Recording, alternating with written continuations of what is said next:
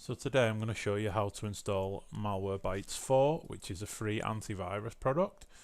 So if you open your web browser of choice, type in the search bar malwarebytes.com, and once the page loads, click on free download. Read the how to install guide if you need to. Click save at the bottom of the page, and then click on run. This will run the application. You'll get a UAC prompt. Click yes, and then this will begin the installation.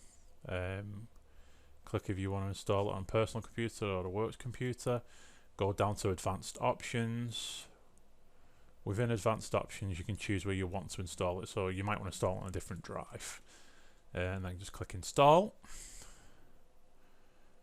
Process is fairly quick and fairly straightforward. Just installing now. It will actually place an icon on the desktop as well once it's completed.